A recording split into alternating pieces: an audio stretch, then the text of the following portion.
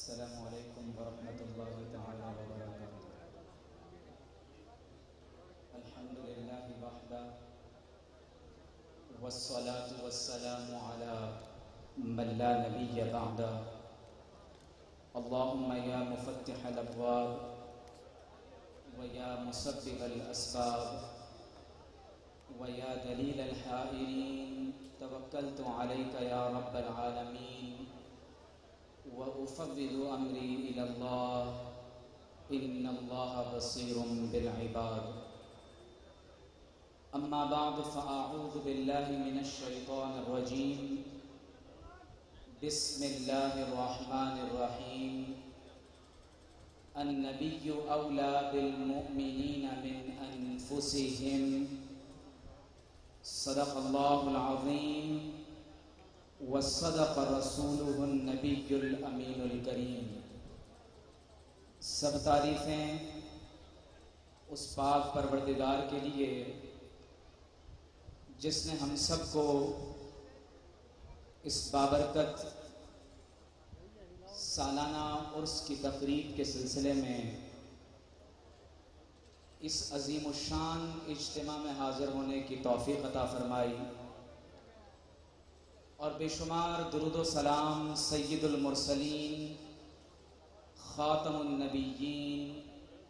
محمد الرسول اللہ صلی اللہ تعالی علیہ وآلہ وسلم پر اللہ رب کریم کی بارگاہ میں ہم دعا گو ہیں۔ پروردگار عالم ہم سب کے دلوں کو سید المرسلین محمد الرسول اللہ صلی اللہ تعالی علیہ وسلم کی محبت سے زندہ و جاوید فرمائے۔ میرے لیے نہایت ہی خوشی کا موقع ہے کہ آج پہلی مرتبہ عیدگاہ شریف کے زیر اہتمام، زیر سرپرستی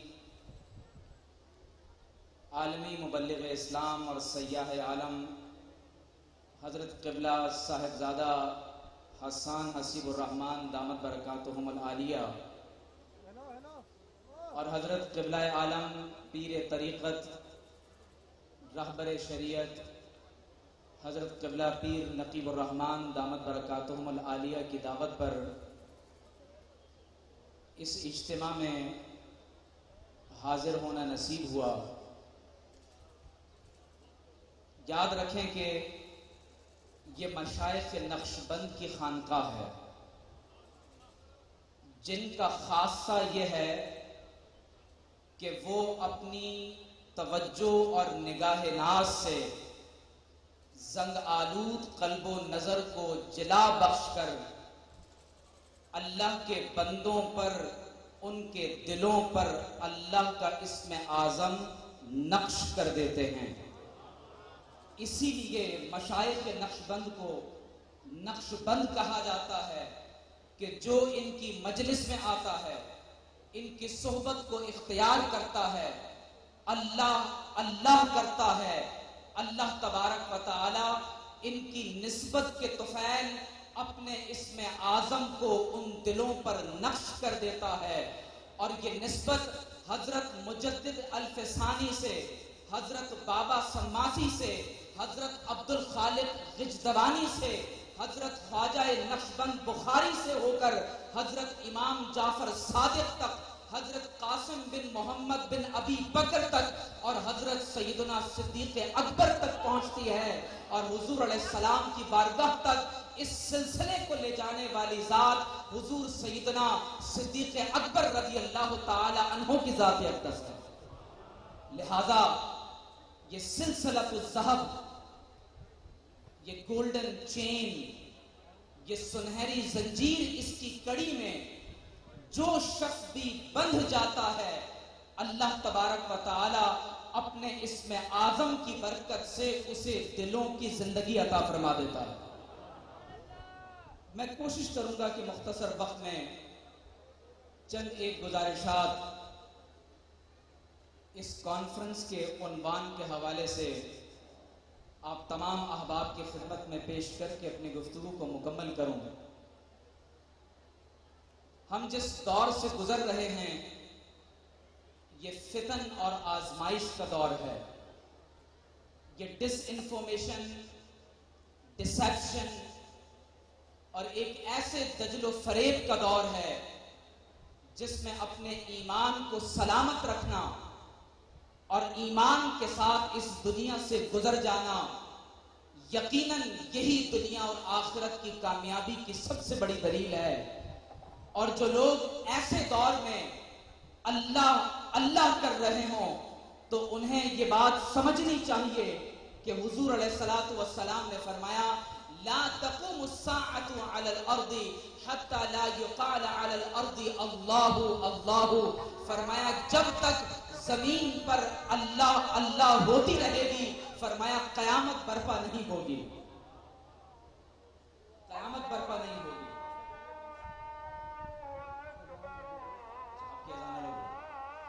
قرآن مجید میں اللہ تبارک و تعالی نے فرمایا النبی النبی اولا بالمؤمنین من انفسہم، فرمایا کہ محمد الرسول اللہ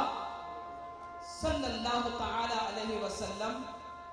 اہل ایمان کی جانوں سے زیادہ ان کے مالک اور حقدار ہیں۔ انسان کے نزدیک سب سے زیادہ عزیز ترین اس کی جان ہے، اور فمن اضطر غیر باغ ولا عاد فلا اثم علیہ، انسان جان بچانے کے لیے بقدر ضرورت بوقت ضرورت حرام اشیاء کا استعمال بھی کر سکتا ہے، یہ رخصت ہے۔ لیکن قربان جائیں کہ اللہ تبارک و تعالی نے حقوق مصطفیٰ صلی اللہ علیہ وسلم بیان کرتے ہوئے فرمایا کہ النبی اولا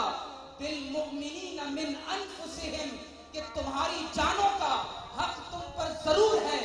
لیکن اگر تمہاری جانوں سے بھی زیادہ کوئی تمہارے حقدار ہیں، تمہارے زیادہ مالک ہیں، تو وہ محمد الرسول اللہ کی ذات اقدس ہے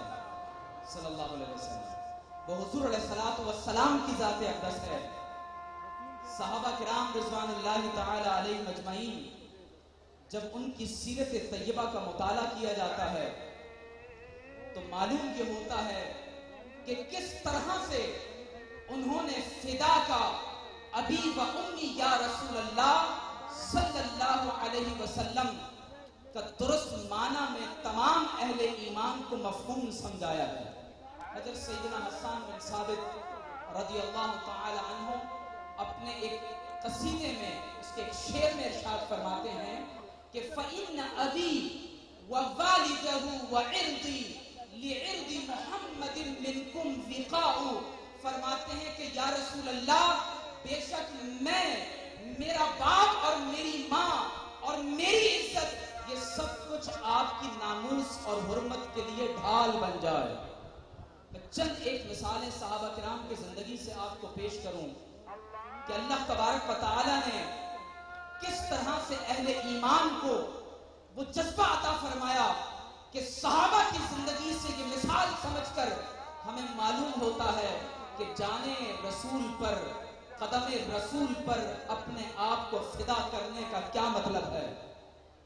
احد کا میدان ہے، بڑے بڑے شاہ سوار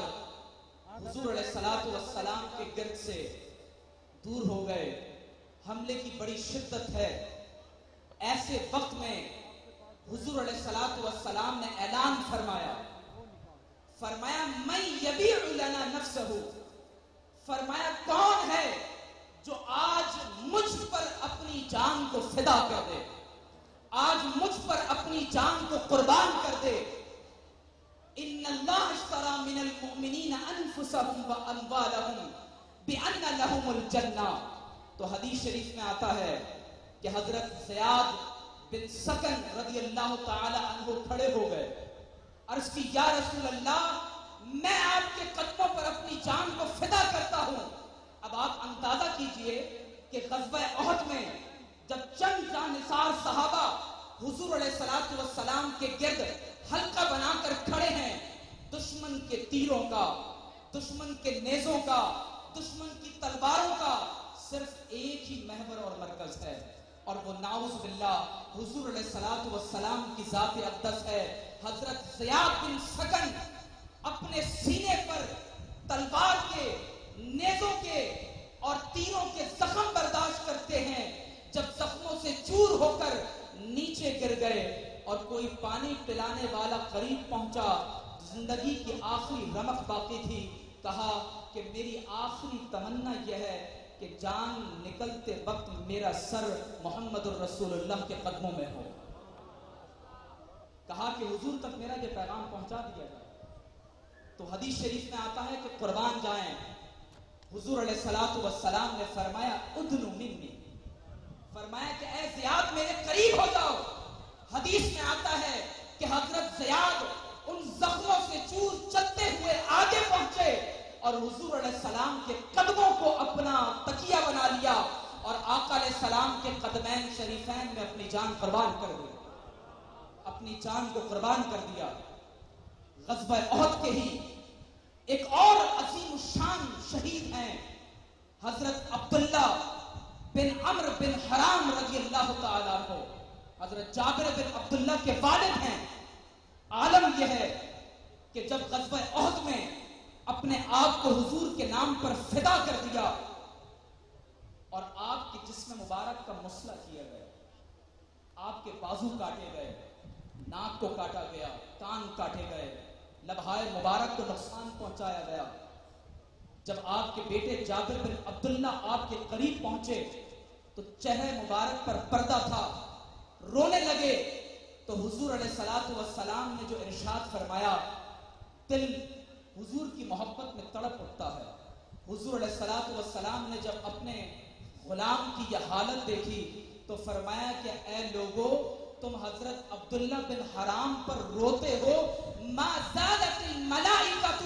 تظلہ باجنحتھا حتی رفعتموہ, ابھی تم نے ان کا جنازہ نہیں اٹھایا, اللہ کے فرشتوں نے اپنے پروں سے ان کی قبر کو, ان کی لاش کو گھیر لیا ہے. اور پھر حضور علیہ الصلوۃ والسلام نے حضرت عبداللہ کو دیکھا کہ رو رہے ہیں تو فرمایا کہ الا اخبرک, اے جابر میں تمہیں یہ نہ بتاؤں, ما کلم اللہ احدا قط الا من وراء الحجاب, اللہ نے جس بندے سے بھی کلام کیا ایک حجاب اور پردے کے پیچھے سے کیا, الا من وراء الحجاب وانه کلم اباک کفاحا, لیکن اللہ نے تمہارے والد کو میرے نام پر جان فدا کرنے کا مقام یہ دیا ہے کہ پروردگار عالم نے ان سے بلا حجاب شہید